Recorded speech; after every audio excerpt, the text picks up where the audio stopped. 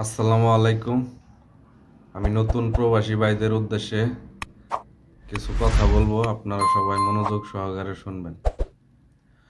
আপনারা যখন 5-6 লাখ টাকা রেন্ট কইরা এই প্রবাসে আসবেন, আসার পরে যখন দেখবেন কোম্পানি ভালো না, স্যালারি কম, তখন অবশ্যই আপনাদের মাথায় টেনশন শুরু হয়ে যাব। কিছু কিছু মানুষ আছে, আসার পর বলবো, এত টাকা রেন্ট কইরা আইছো কে? এই টাকা কেমনে শুধাইবা? কামাই নাই, হ্যান নাই, ত্যান নাই, কেমনে কি করবা? আপনারা কারো কথায় কোনো কিছু মনে করবেন না। আল্লাহর উপরে ভরসা রাখবেন, ইনশাল্লাহ আল্লাহ সব ঠিক করে দিব। সব সময় আল্লাহর উপরে ভরসা রাখবেন।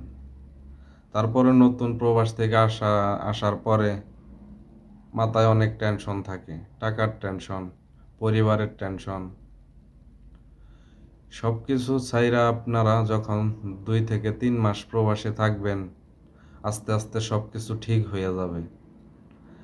ইনশাল্লাহ সব কিছু ঠিক হয়ে যাওয়ার পর যখন বাড়িতে টাকা পাঠাবেন, বাড়িতে যখন কথা বলবেন, তখন বাড়ির থেকে যখন শুনবেন তারা ভালো আছে, তখন ইনশাল্লাহ আপনারও মনে শান্তি লাগবে।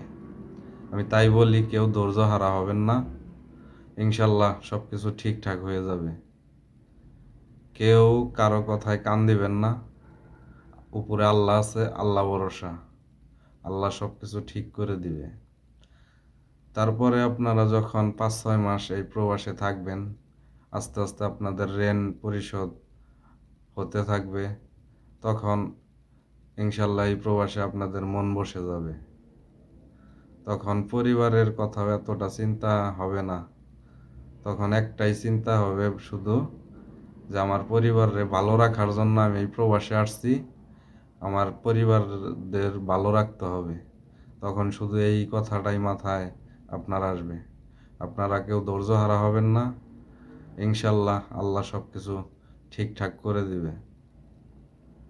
যদি আমার এই কথাগুলো কারো ভালো লেগে থাকে, চ্যানেলটা সাবস্ক্রাইব করবেন।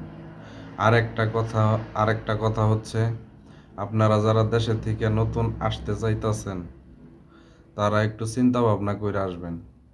একটা ভালো কোম্পানি দেইখা, ভালো একটা স্যালারি দেইখা তারপরে আসার চেষ্টা করবেন। ইনশাল্লাহ যারা যারা আসছেন, দোয়া করি সবাই ভালো থাকুক, সুস্থ থাকুক, সবাই কামাই, টাকা পয়সা কামাই কইরা পরিবারকে ভালো রাখুক। যদি আমার কথাগুলা কারো একটু কাজে আসে, আমার এই চ্যানেলটা সাবস্ক্রাইব করবেন। ধন্যবাদ। আসসালামু আলাইকুম।